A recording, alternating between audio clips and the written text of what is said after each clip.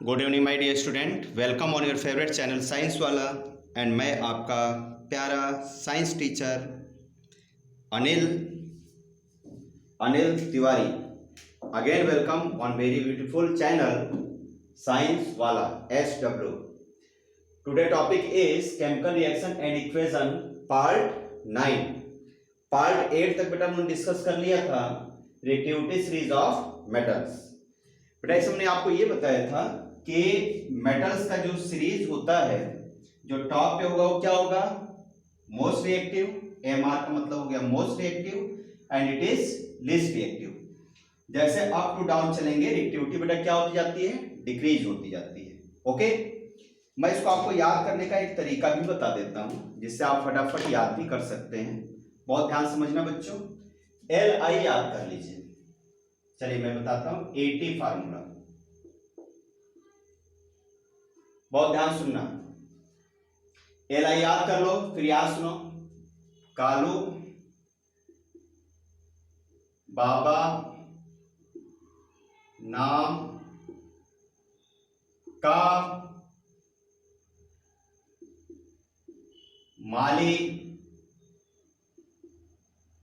आलू जरा, जड़े मतलब जरा, जिंक से फीके से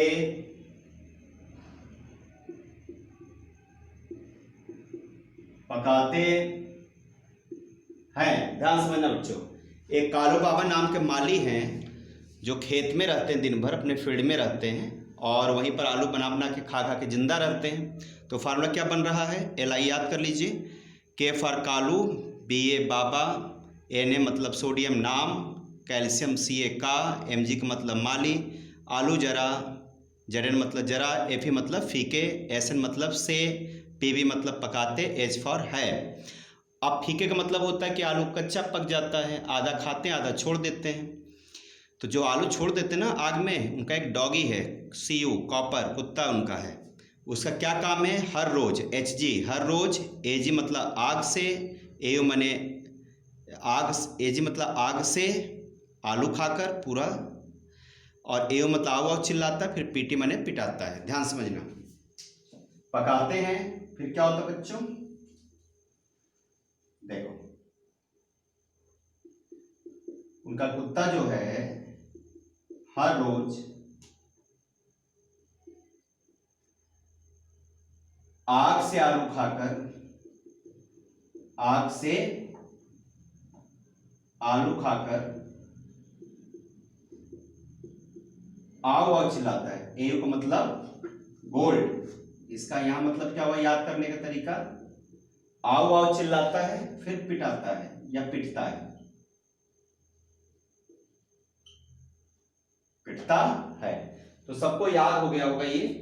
और बेटा देखो मैंने यहाँ जो रफ किया वो क्या लिखा था, जो लेक्चर आपने 8 नहीं दिखा 8 में देख लीजिएगा। मैंने आपको ये बताया था कि जो भी मेटल हाइड्रोजन से लेस रिएक्टिव होते हैं, मतलब यहां से लेके यहां तक, do not react with acid and water. Okay, I hope आप लोग को रिएक्टिविटी सीरीज मेटल की याद हो गई होंगी। अब आइए बच्चों हम लोग नॉन मेटल की रिएक्टिविटी सीरीज डिस्कस कर लेते हैं। इसको A कर दीजिएगा, ये पहली सीरीज थी reactivity series of metal. Okay, आइए हम लोग समझते हैं non metal. Okay my dear student, next series is reactivity series of non metal. देखो इसमें बहुत आपको कम नॉन मेटल याद करना है, ओनली कौन कौन सी याद करना है, ध्यान समझ लीजिए। Fluorine, chlorine, bromine, iodine, aesthetic. जब आप बेटा पीरियोडिक टेबल देखोगे ना तो 17 ग्रुप में ये सारे एलिमेंट आपको मिलेंगे, 17 ग्रुप में। इसको बोला जाता है हैलोजन एलिमेंट्स। देखिए इसमें सबसे मोस्ट रिएक्टिव जो एलिमेंट है वो फ्लोरीन है, most reactive non metal. Okay, और 80 बच्चों जो है ये लेस्ट रिएक्टिव है, least reactive non metal, most reactive non metal, least reactive non metal. Okay, with respect to hydrogen. अब ध्यान समझिएगा बेटा, जब अप टू डाउन आप जाते हैं तो रिएक्टिविटी क्या हो रही है, डाउन हो रही है। ध्यान दीजिए, मोस्ट, ये सबसे स्ट्रॉन्ग, इससे कम ये, इससे कम ये, इससे कम ये, इससे कम ये, है ना। तो fluorine, chlorine, bromine, iodine and astatine. और सब पे बेटा जो चार्ज होता है ना -1 होता है। सभी पे कौन सा चार्ज होगा? -1। तो क्या ऑर्डर हो रहा है? Decreasing order of reactivity. Okay, जब अप टू डाउन आप चलेंगे रिएक्टिविटी स्टेज में नॉन मेटल के, रिएक्टिविटी क्या होगी बच्चों? डिक्रीज होगी। ओके, अब आइए हम लोग बेटा जरा एग्जांपल लिख के समझते हैं क्या इसका मीनिंग है।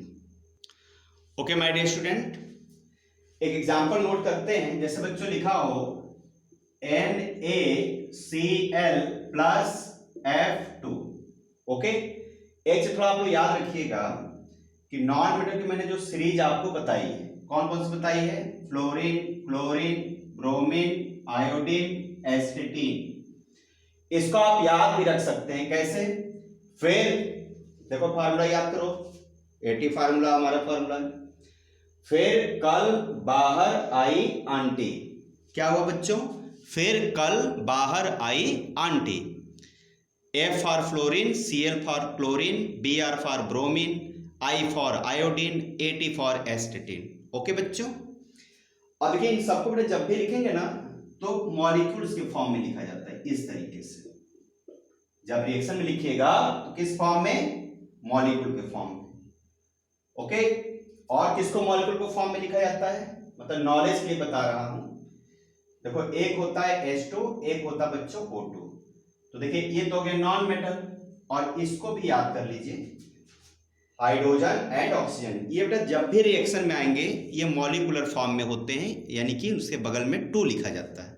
एस्टेटीन अनरिएक्टिव होता है, इसको रहने दीजिए। लेकिन लिखेंगे तो कैसे लिखेंगे? 82। लेकिन इसका रिएक्शन में यूज नहीं होगा because astatine is very least reactive, ये रिएक्शन नहीं कर पाता। ओके बच्चों, आप ध्यान दीजिए। जैसे रिएक्शन लिखा हो, आपसे पूछा कि रिएक्शन कंप्लीट करो, कैसे कंप्लीट करोगे? ध्यान सुनिएगा। ये बच्चों होता है एक्वस। ओके, जिन बच्चों ने पार्ट 8 ना देखा हो उसको देखिएगा, तभी ये पार्ट 9 समझ में आएगा। देखिए मैं बार बार रिपीट कर रहा हूं, नहीं ये लेक्चर देखना कि कोई मतलब नहीं फिर आप लोगों को ना, कोई फायदा नहीं होगा। ओके, ध्यान समझना बच्चों। तो देखो फ्लोरीन जो अकेले लिखा है ना, ये इसमें कंपेयर होगा। देखिए जब यहाँ नॉन मेटल लिखा होगा तो इसका सेकेंड पार्ट देखिए, फ्लोरीन, क्लोरीन। देखो यहाँ पे कौन ज्यादा रिएक्टिव है बताइए? Most active fluorine, then chlorine, फिर ब्रोमीन, फिर आयोडीन। तीन दोनों में कंपेयर करिए, ये मोर रिएक्टिव होना चाहिए, है कि नहीं? फ्लोरीन, देखो fluorine is more reactive than chlorine, fluorine is more reactive than chlorine, तब बेटा ये रिएक्शन होगा। ओके, बहुत ध्यान समझिएगा। तो क्या होगा बेटा ना, ये जो फ्लोरीन है वो क्लोरीन के प्लेस पे चला जाएगा, फ्लोरीन डिस्प्लेस कर देगा किसको? क्लोरीन को। और क्लोरीन कहां चला जाएगा? फ्लोरीन के प्लेस पे। तो क्या हमारा फॉर्मूला बनेगा? NaF, नंबर नहीं जाएगा ध्यान रखना, और Cl यहां चला जाएगा, यानी कि प्लस Cl2। क्या होगा बच्चों? गैसियस। ये कैसा होगा? Aqueous. It is our final equation. इसको बैलेंस जरूर कर लिया करिए आप लोग। देखो बैलेंस फॉर्म लिखोगे तो क्या होगा? ये तो बन जाएगा NaCl plus F2 is equal to NaF plus Cl2। Balance करिए, Na1 बैलेंस है, Cl1 Cl2 यहां आप लिखेंगे 2, Cl2 हो गया, Cl2 हो गया। Na कितना बच्चों? 2 एटम्स, यहां लिख दीजिए 2। Okay, F2 okay, it is balance chemical equation. It is aqueous, it is gaseous, it is aqueous, it is gaseous. Okay, तो आई होप आपको हमारी बात समझ में आ गई होगी। मैं एक रिएक्शन और लिखता हूं, बताइए होगा कि नहीं होगा? मतलब रिएक्शन हो सकता है कि नहीं हो सकता? कौन सा रिएक्शन है? Single displacement reaction. हम लोग कौन सा रिएक्शन पढ़ रहे हैं बच्चों? Single displacement reaction. ओके, तो एक्चुअली मैं लेक्चर 8 में स्टार्ट किया था, पार्ट 8 में, और 9 में कंप्लीट हो रहा था। दोनों पार्ट बेटा सेम समझ के पढ़िएगा आप लोग। अब हमारी मैं रिएक्शन को ऐसे लिख देता हूं, थोड़ा सा चेंज कर देता हूं। मान लो बेटा लिखा हो NaCl, अब प्लस बच्चों इसको लिखते हैं Br2। आपका ये रिएक्शन होगा कि नहीं, ध्यान से देखिए, जो भी एलोन लिखा होगा वो मोर रिएक्टिव होना चाहिए, और जो कंपाउंड में होगा वो क्या होता है, लेस रिएक्टिव होना चाहिए। देखिए मोर रिएक्टिव है, बताइए ये मोर रिएक्टिव होना चाहिए, लेकिन है क्या बच्चों, Br Cl से कमजोर है, देखो यानी लेस रिएक्टिव देन Cl। इसका मतलब नो रिएक्शन,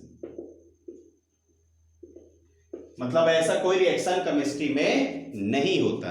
ओके, हमारी बात आप समझ गए होंगे। अब आइए मैं कुछ और रिएक्शन देता हूं, आप लोग बताइए। अब मेटल का देता हूं, बताओ सोच के।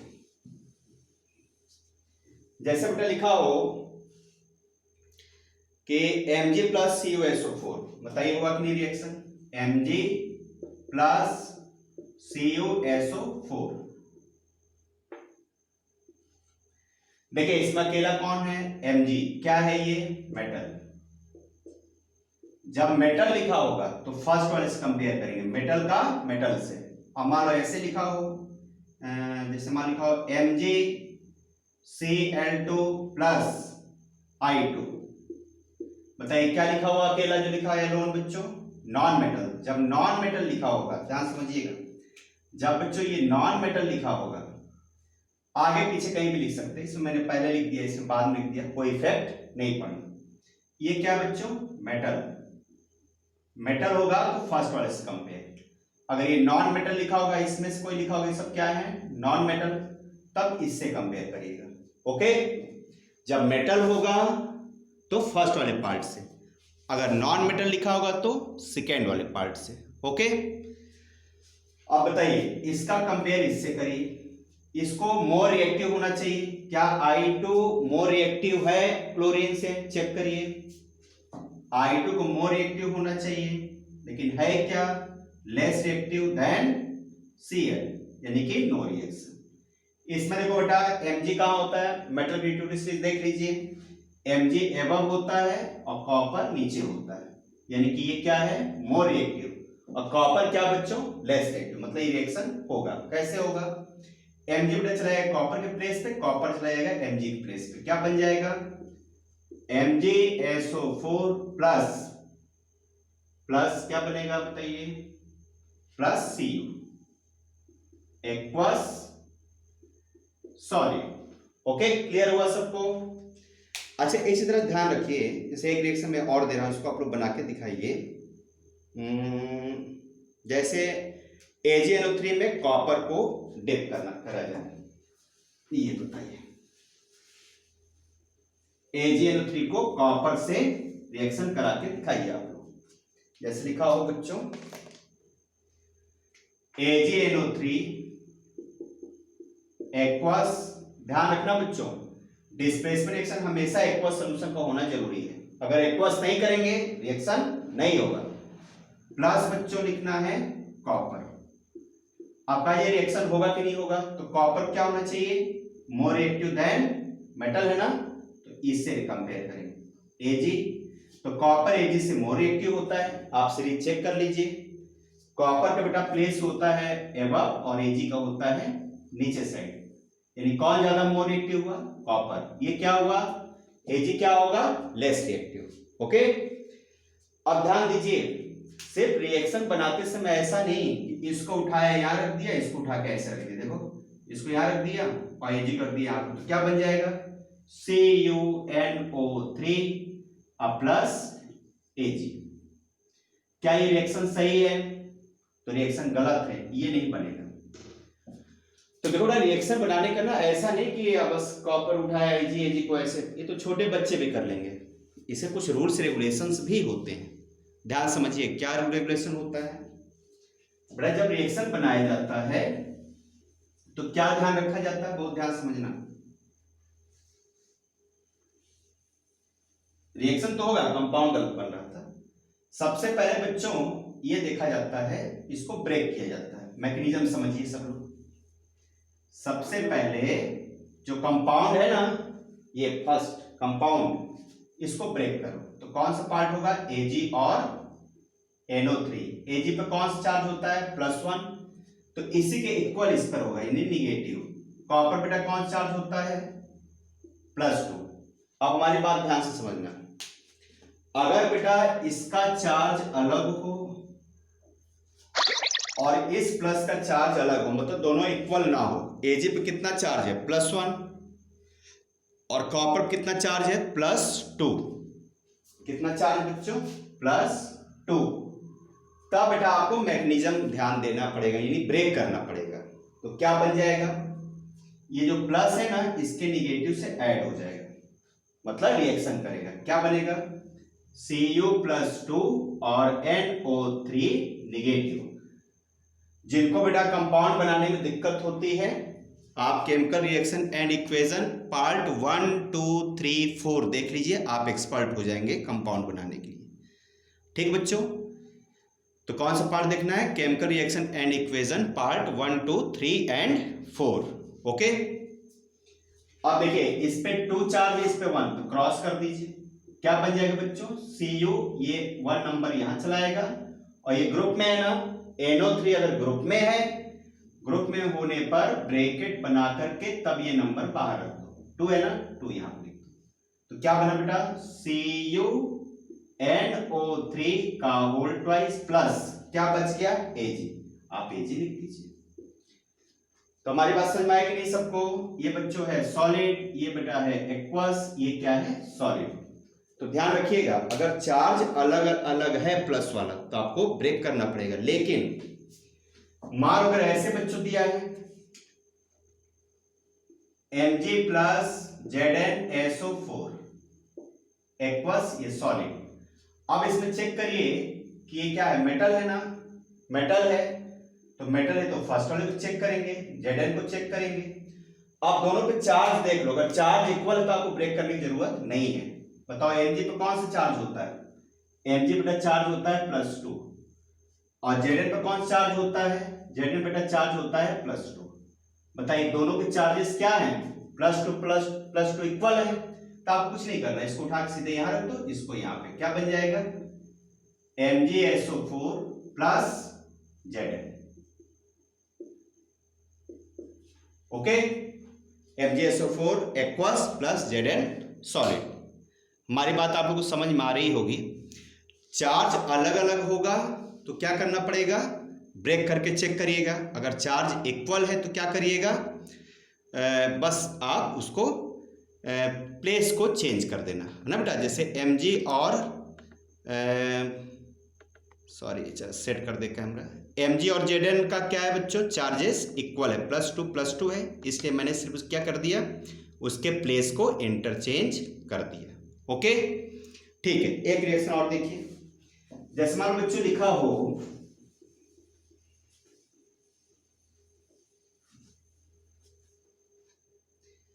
जैसे मान लो लिखा हो PbCuCl2, देखो Pb plus CuCl2 cuprous chloride, कैसा बच्चों, एक्वस, ये कैसा है, सॉलिड। ओके, अब आप ये बताइए कि ये डायरेक्ट चेंज होगा या ब्रेक करना पड़ेगा, तो चेक करिए। Pb बेटा चार्ज होता है +2 और कॉपर पे चार्ज होता है, अभी मैंने बताया, तो कॉपर पे चार्ज होता है +2, इसका मतलब प्लेस चेंज हो जाएगा, इसमें ब्रेक करने की जरूरत नहीं है, यानी Pb चला जाएगा Cu की जगह पे, Cu आ जाएगा Pb के प्लेस पे। क्यों आ जाएगा बेटा, क्योंकि Pb और Cu के दोनों के चार्जेस कितने हैं, +2। ओके, इसलिए केवल प्लेस इंटरचेंज हो जाएगा। ओके, आइए चेंज कर देते हैं, क्या बनेगा बच्चों, PbCl2 plus Cu। Okay, clear हुआ सबको। कैसा होगा, स्टेट लिख दो, एक्वस, ये कैसा होगा बच्चों, एक्वस, ये कैसा होगा, सॉलिड। नोट करिए, ठीक है। चलो एक क्वेश्चन और बताइए,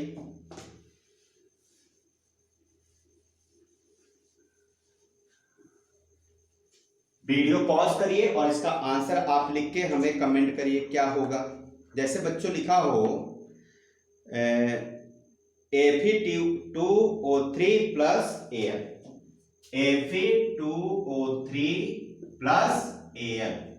अब आपको बताना है कि इसमें ब्रेक करना पड़ेगा या डायरेक्ट इंटरचेंज होगा, बताइए। पॉज करिए, सॉल्व करिए, अब आंसर मैच करिए। देखो ना, अकेले क्या लिखा है, एल्युमिनियम मेटल है, तो फर्स्ट वाले से चेक करेंगे।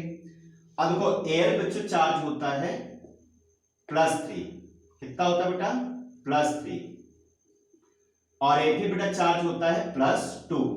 चार्जेस अलग अलग है, इसलिए ब्रेक करना पड़ेगा। ब्रेक कर लीजिए, क्या बनेगा बच्चों, Fe पे +2 और ऑक्सीजन पे क्या होता है -2। इसको ब्रेक करिए, एल्युमिनियम पे कौन सा चार्ज होता है, Al+3। आप किस तरह से कराओगे, इसका इसके साथ, क्या बन जाएगा बच्चों, बताइए, बन जाएगा Al2O3 प्लस Fe हो जाएगा अलग। आई होप आप लोगों को समझ में आई होगी हमारी बातें, ओके। और देखो इस रिएक्शन को कहा जाता है थर्माइट रिएक्शन। Fe2O3 को जब बेटा हम लोग हीट करते हैं ना, एल्युमिनियम के साथ जब हीट किया जाता है तो एल्युमिनियम ऑक्साइड और Fe जो है ये मोल्टेन फॉर्म में ऑब्टेन होता है, ओके। किस फॉर्म में, मोल्टेन। और बेटा इस रिएक्शन को कहा जाता है थर्माइट रिएक्शन। और इस रिएक्शन का यूज कहां किया जाता है बच्चों, रेलवे ट्रैक या जो बड़ी बड़ी मशीनें होती